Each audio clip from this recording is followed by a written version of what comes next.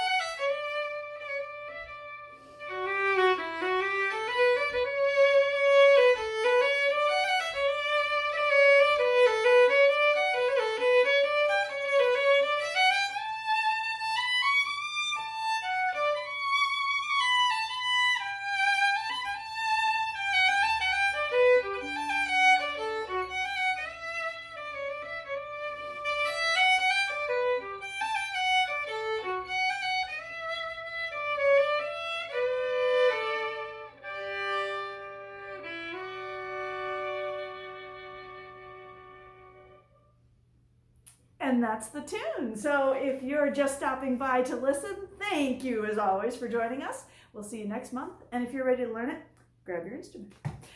All right, so if you were listening with your tune of the month, I'm about to learn this, so I'm going to do my detective work ears. You heard probably a lot of very familiar forms and gestures in this tune, at least in the A section, and then maybe a little like aha twist in the B section that actually makes our lives a little bit easier.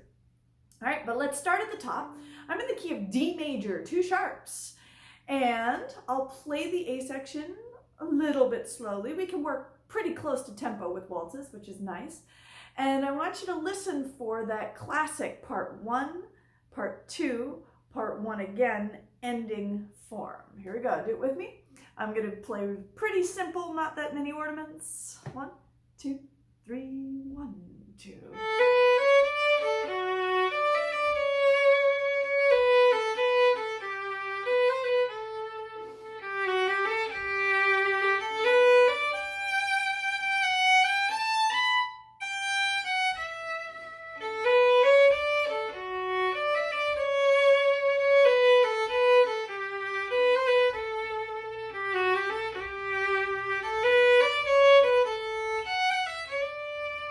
Try it with me. Here's the repeat. Part 1.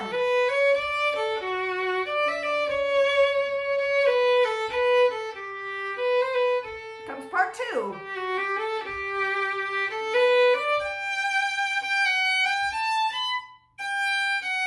Back to part 1.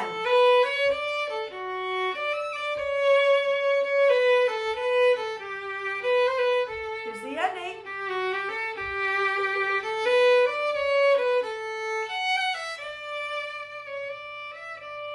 All right, so if you're working on your learning by ear skills, which is always what we're after as fiddlers, that's what I like to help you guys with throughout all of Tune of the Month, you could just rewind the video right there and play this A section with me slowly a few times and see how much of that you can pick up. I bet you it's a lot. Listen for patterns. Where are their scales? Where are their arpeggios? What arpeggio is it? Right? And if it helps you to break it down a little bit more, I'll do that now. But do challenge yourself. See if you can do it without the breakdown, because that is where your learn by ear skills are going to really help you when you're out in the real world, in sessions, and places where musicians congregate together naturally to play tunes. Okay, so part 1, The tune's in D major. Well, we're probably going to start with a D major pattern, and sure enough, I have 3 pickups, and here's D major. That's the very first part. Do that with me again. It's a D major arpeggio. After the pickups go up the scale. Here's my D major arpeggio. Back to the D, triplet. Good, and now keep the same pattern going over a G major.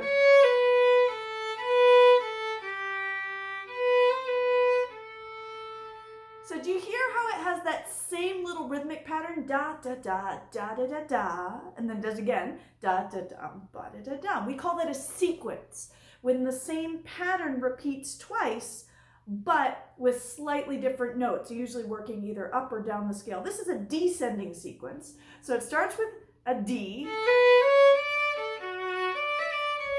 There's my C sharp working down the scale. Here's my G chord starting on a B. All right, and that one, instead of being an arpeggio, is little scale. Down the scale, back to the B, and I land on A, right? So the whole phrase is trying to go ba ba ba da da da da da da da da da da da. It's just basically a descending scale little sequence, but we flesh it out with those beautiful arpeggios. Try it again. This is part 1, the descending D sequence. 3 pickups. D major.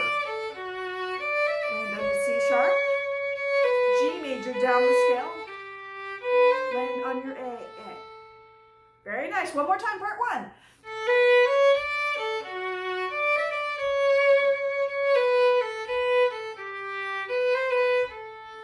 Yeah, now there are lots of bowings that can work well with this, is what I mean to say. But in general, we want to be down bow on the strong downbeats. In the waltzes, that's every other measure. Right? So notice I've got a sequenced bowing. If I slur those pickups, up bow, because they're pickups. Here's my down bow, downbeat. I can go separate.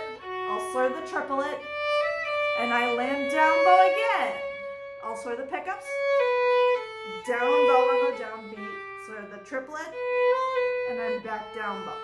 See how that comes out really well? My bowing helps me bring out the strong beats, that descending scale, and then de-emphasizes on the up bow those little decorative things in between. Let's try one more time with the bowing. Sequence the melody, sequence the bow. 1, 2, 3, 1, 2. Down, down, down. Nice. All right, so that's a real good look at part 1. If you need any of that again, of course, just rewind the video, do it with me. I'll practice as many times as you want with you. Okay, here comes part 2. I'm going to keep the same idea of the bowing, slurring up bow on the little pickups and getting down bow for the important downbeats. Here I go. Little pickup.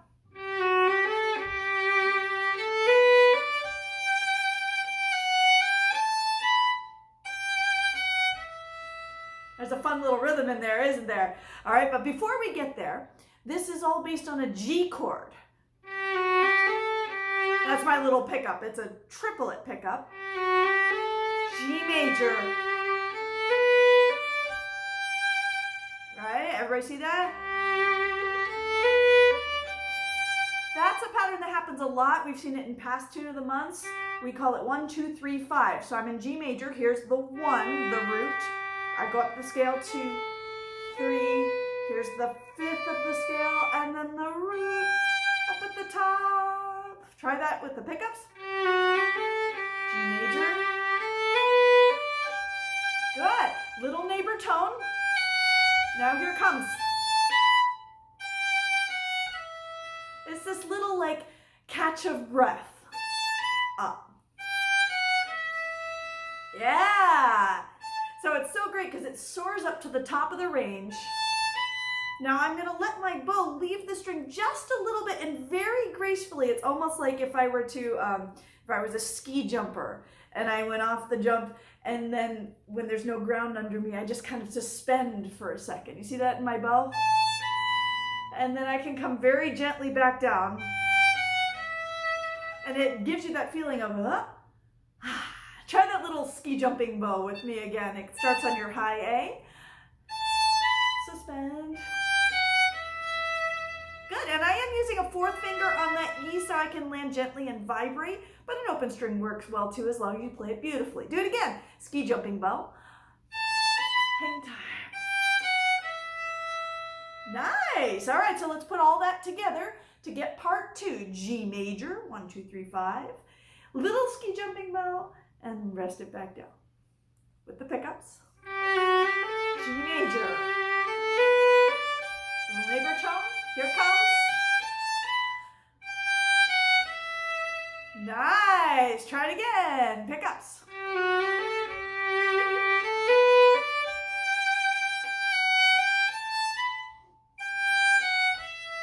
Nice. Try one more time.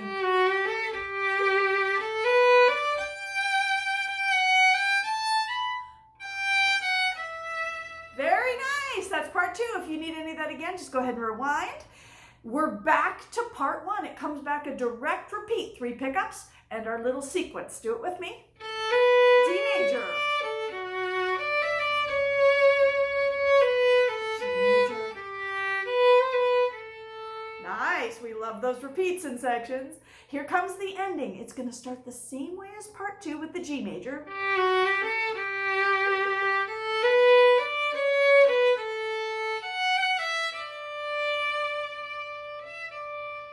So you see it started with the same pickups and the same 1, 2, 3, 5, but this time we go down the scale to the A chord, that's our 5 chord, and now we're going to go down the scale to our D chord, which is our 1, 5, 1. We see that all the time in tunes too. Let's try it again. Little G major pickup. A major down the scale, D major down the scale.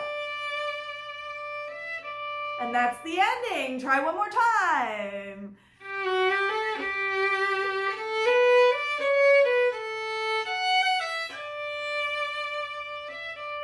And you notice I put a little decoration, a little ornament in there. Right here. Rather than just going down the scale, I do a little like grace note with my scale. And it gives a little extra flourish over the top of that line. That's the whole A section, guys. Part 1 sequence, part 2 G major with a little catch of breath. Part 1 comes back, and then the ending, G major, A, D. So it's a wonderfully simple little A section. There's nothing unexpected really in there. It's just kind of playing with the standard ideas of waltzes and lots of soaring lines. Do you notice that bowing that I showed you at the beginning? Continue to use that pattern of making sure that the little decorative things get slurred up bow so they're not such a big deal, and the down beats fall down bow. I'm not going to tell you exact bowings for every part of this waltz because there's so many bowings that work well, but what they all have in common is following that pattern, and that will work for all of your waltzes, not just this one.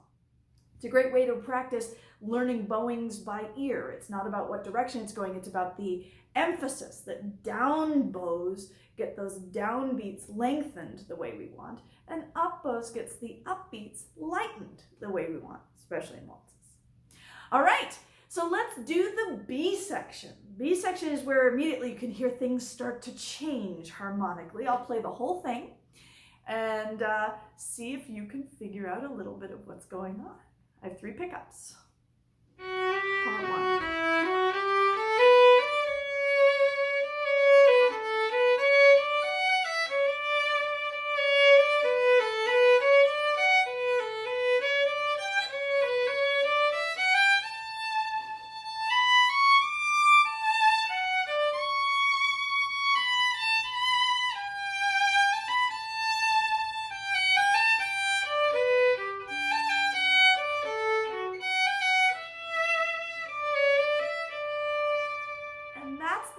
Section, it doesn't repeat, and you may have figured out why. It's because the second half of it, where it goes up high there,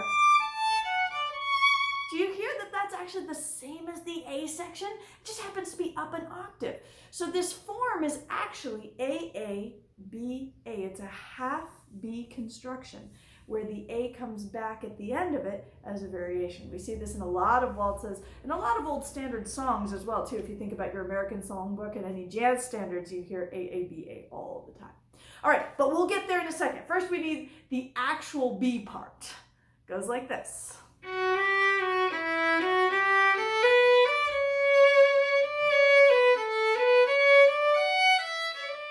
That's part one. You notice it's also kind of a sequence. I'll try it again. See if you can find it with me. A lot of scales.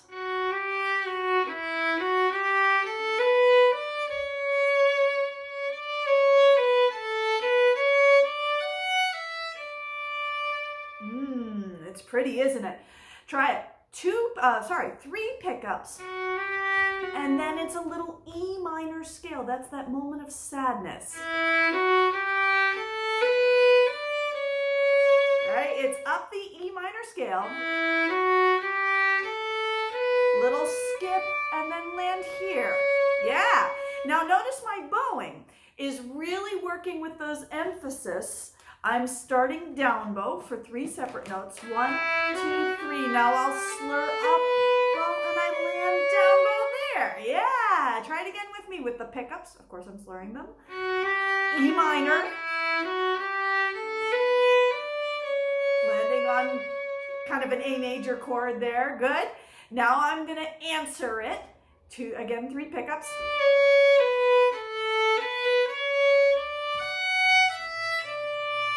It's another little scale. This one starts on the A note and then skips. Yeah. Try that with the pickups. Pickups come down the scale.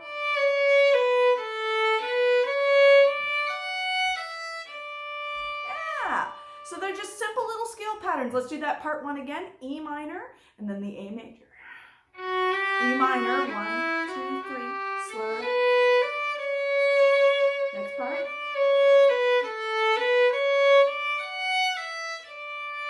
Nice, try it again. Part 1 of the B section, 3 pickups.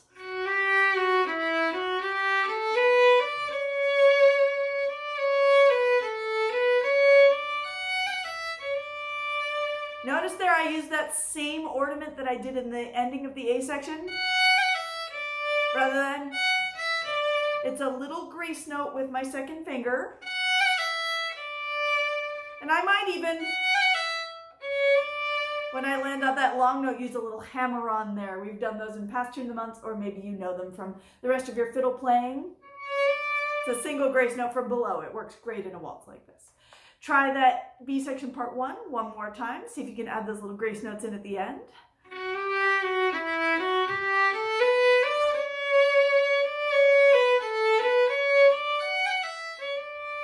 Nice. If you need it again, just rewind. I'm going on to part 2 of the B section.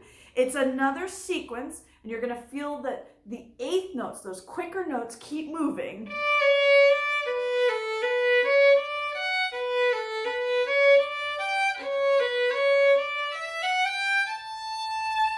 So it's accelerating, not in tempo, but in action, right? In intensity, going all the way up to that high A. All right, so let's figure out how we get there. 3 pickups. Now it's like a little B minor gesture. Do you hear that neighbor tone? Then up the scale, skip. Good. Next pattern does almost identical. But it skips up to the G note. Try that again. We'll do those 2.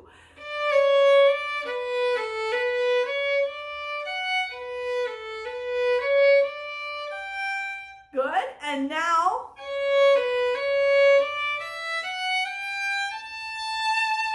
that one's just a straight scale to get us up to the A. All right. Notice I'm using a bowing. Again, that is emphasizing this down bow strong beat. I'm slurring 3 8th notes on the down bow. And then separate to lighten it up. Slur 3, 3 separate. slur 3. And on that last one, I slur down bow 3 and then up bow slur to really scooch up to the top of that scale. But that's a decorative choice that I like to do. You might find another bowing that works better so long as you're landing those down bows on the down. Let's do it again, part 2.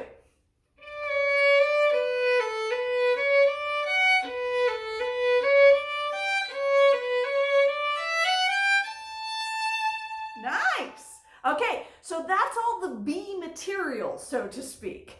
Let's do it from the beginning of the B section part 1, and then part 2 together. Ready?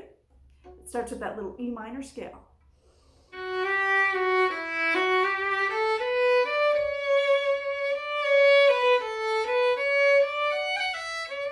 it comes.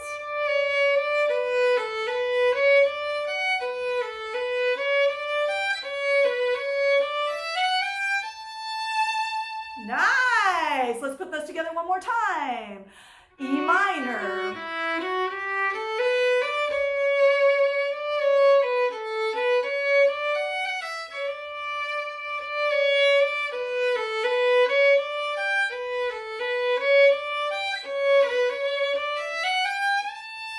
There we go. If you caught me playing a wrong note, yeah, you're right. It happens. You know how to play it correctly. One more time. E minor.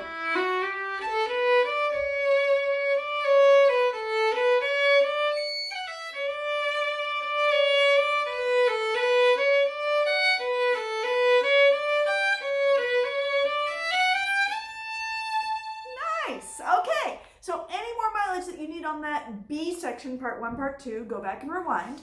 We're now going to go on to this part that goes back like the A section. But here's the little twist that we were talking about at the beginning of this video. You may have noticed I'm a lot of times shifting up to 3rd position here because as the A part comes back, it's going to be simplified and up an octave, like a sweet memory of the A section. All right? Now, if you've never played in 3rd position before, totally fine. It's not scary at all. In fact, we've done it in past Tune of the Months. So if you want to learn a little more step-by-step about exactly how 3rd position works, you can go check those videos out. Here, I'm going to do it kind of in context, so you can just kind of figure it out with me. The quick version is 3rd position is when we move our hand to where your 3rd finger would normally be. So you see here my octave A, my 3rd finger A, matches my open A string. If I want to go to 3rd position, I'm going to take this exact spot and put my 1st finger there instead. And I know I'm in the right place because it still matches with my open string, all right? So I call that testing, and I notice I do it pizzicato because it's easier to hear than with the bow. Let's play right here. Use your ears and hear the same sequence pattern as the A section. Go up the scale, D major arpeggio,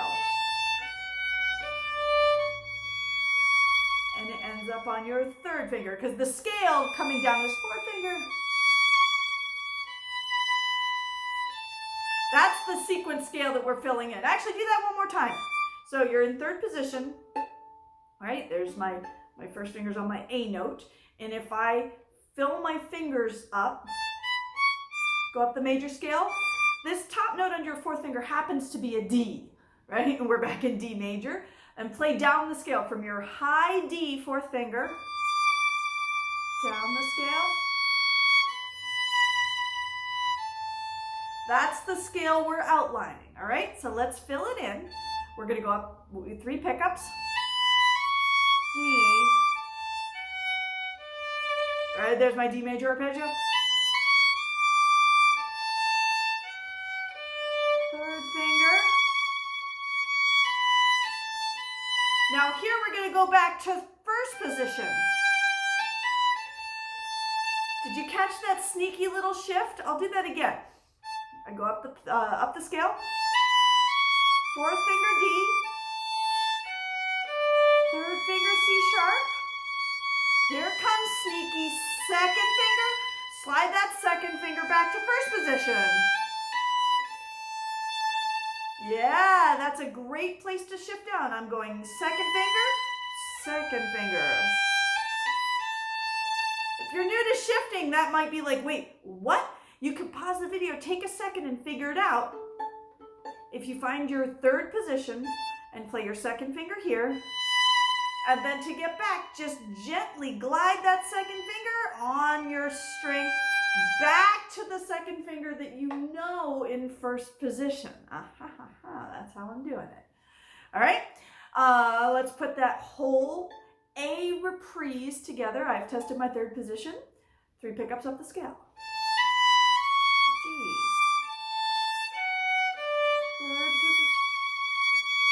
Here comes the sneaky shift. 2, 2. Very nice. One more time. This is the A reprise, the memory.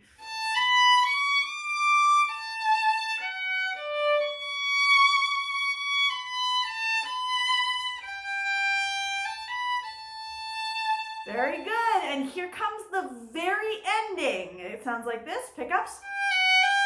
G major. D major.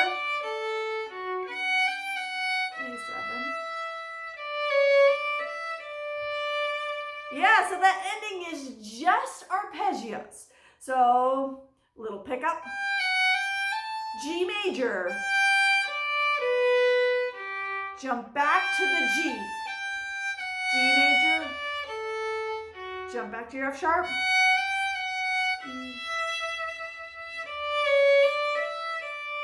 Do you hear that's another sequence? Dum ba dum ba da da da da ba dum ba da da dum ba da da da da da. Takes us back to D. All those arpeggios are just filling in that little sequence scale.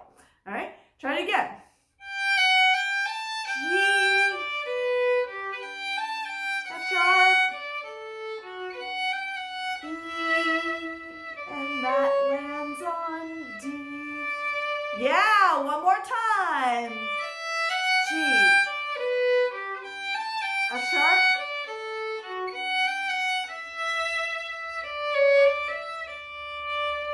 that's it. That's the very ending. Now, if you were playing this for a dance, you would want a little bit of a longer waltz, and after you play that final ending, you would repeat back to the top of the tune and do it again. 2 A's and then this BA thing. If you're finishing the tune, we actually tag those last 4 bars, that last arpeggio sequence ending. So do that with me. It acts like its own a double ending, I guess is a good way to think about it. Let's go from the A reprise and pretend it's the last time you're playing through the tune. All right, here's the A memory.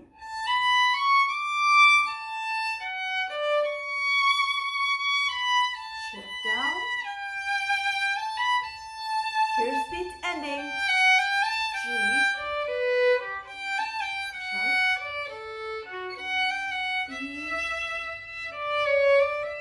Do that last sequence again.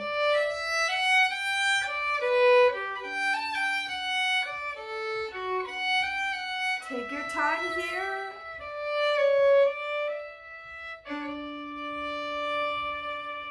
And if you want, you can play some sort of double stop there on the very last note. Whatever your favorite waltz finishing double stop is nice to add in. Or you can just play it plain. So that's how you would play it the last time through the tune. And if you want to hear how that sounds in context, just go back to the front of this video and you can hear that I do it. I only played it through once at the beginning. I played A, B, A, tag. So that's the short version of the waltz. And if I were playing for dancers, I'd just leave that tag off, go back to the top and play it through as many times as I needed. All right, guys, I hope that's helpful for you in all of your waltz playing. Those bowing ideas are really important. Hearing those sequences are really important. Some third position is nice. Some little ornaments are nice. Basically, we have all the ingredients that we've explored in past tunes of the month, all sprinkled into this one little waltz. So it's like a perfect way to combine all of your skills. and have a nice little tune in the process. If you like learning like this by ear and you want to work on it more, this whole Tune of the Month series is all about that, about learning how to learn these tunes by ear, because that's how fiddle tunes have always been learned traditionally. And if you want to work more on that, I do teach 4-week online fiddle seminars via Zoom, so you can join from anywhere in the world. And one of the classes is called Catch What You Hear. It works especially on these skills, on how to learn more quickly and fluently and easily by ear, so you're not bound to the sheet music at all. Coming up this April, I'm going to be teaching the Catch What You Hear seminars, and then if you're seeing this in the future, I offer them fairly regularly, so you can head over to my website and find out about that. I'll also put the link below here. Now, after all that talk of learning by ear, yes, that's the goal, but I do know that some of you really love to have sheet music for filing purposes, of course. And if that's you, hopefully you're already subscribed to my email newsletter, because when I send out my monthly email newsletter, I also include the sheet music for that Tune of the Month. So if that's something you'd like to see, that you find helpful, head over to my website, www.mariblack.com. Sign up for the newsletter, and every month you'll get a little hello from me that includes the sheet music for current tunes of the month, a special gift just for those of you who stay in touch, because I love staying in touch with you. All right, well, that's enough goofy from me. I'm going to send you off to waltz away the rest of the month. I hope you have loads of fun, and I'll look forward to seeing you back here next month for more tunes.